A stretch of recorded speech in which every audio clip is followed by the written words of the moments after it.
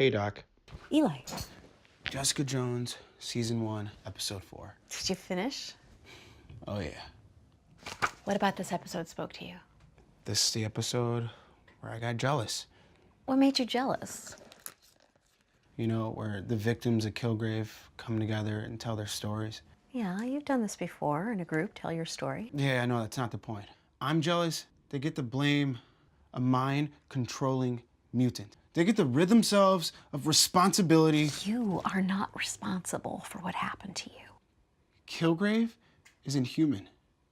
He's supernatural. Maybe he's just a metaphor. How is it really that different from what your sergeant did to you? I guess it isn't. Did Samari watch Jessica Jones with you? What'd she think? She loved it, for sure. She kept bugging me so we could watch it. It was a first. You know, having her more excited about a comic book show than me. Think it'll help communication with her? I don't know yet. Do I think I can tell her? I don't know. She asked why I don't get any benefits if I served for 9 years. What'd you tell her? I danced, used a lot of military lingo to throw her off. Totally just pictured you dancing like Baby Groot, spouting military terminology. Oh yeah, that's exactly what happened. How are you sleeping? Is the medication working? I was hoping you wouldn't ask. How come?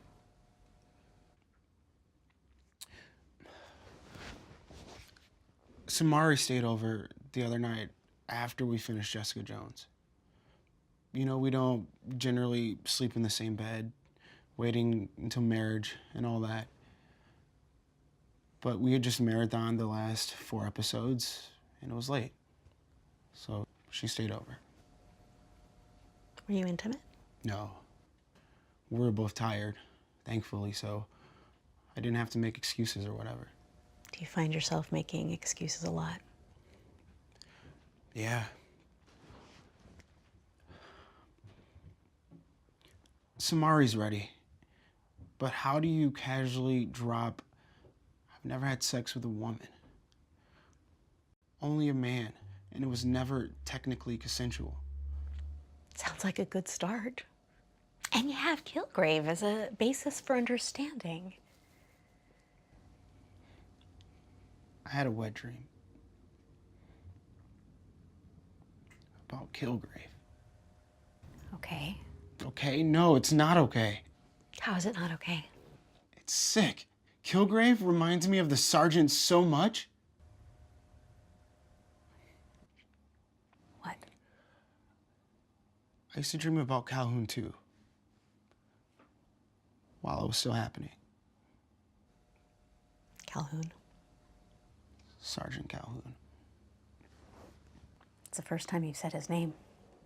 It's very common for people to have dreams about their perpetrators. How'd the dream make you feel? The worst. How could I hate something so much, but still feel a sexual satisfaction? You know, I just don't. That shame monster just devours me. You are really brave to talk about your experiences. Shame is one of the most common emotions we can experience.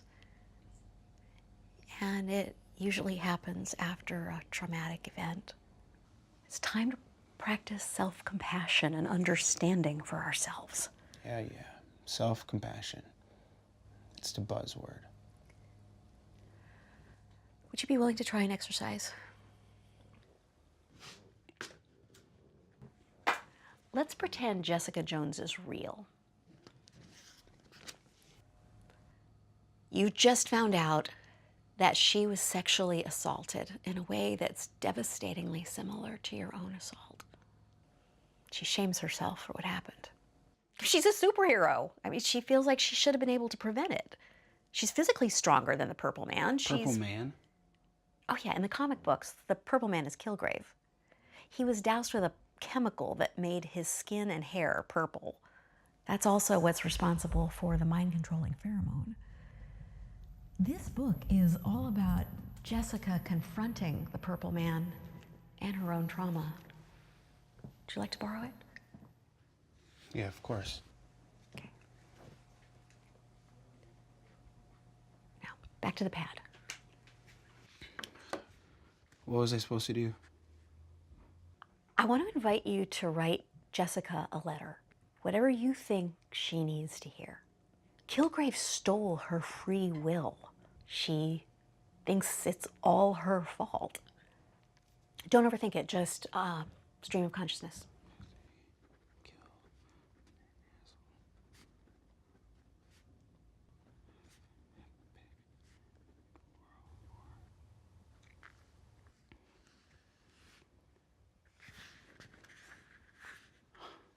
Would you be willing to read it out loud? Dear Jessica, Kilgrave is an asshole of epic proportions. It is not your fault, his obsession with you. He made you do those things. Your control. You're just a victim that survived and saved so many other people. The world is lucky to have you. Thank you. I see.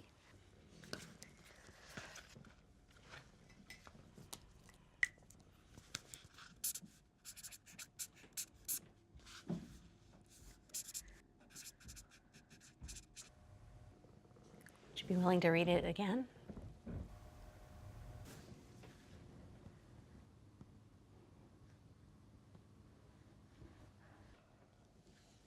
Deep breaths.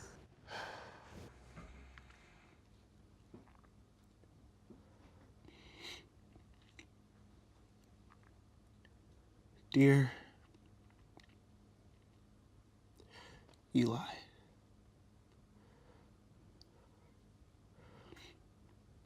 Sergeant Calhoun is a fucking asshole of epic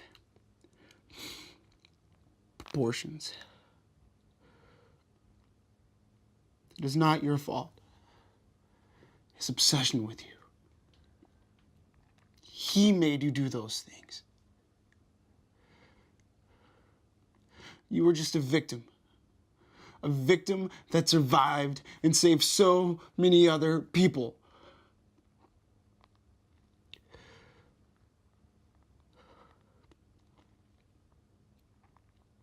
The world is lucky to have you.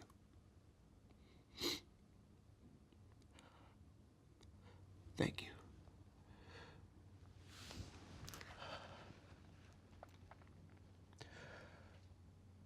Sounds like you've been wanting to say that to yourself for a very long time.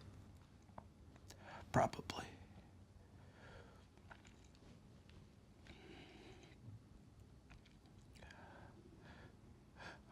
I know I can't move forward with Samari until I tell her. I would want her to feel like she could tell me if it happened to her.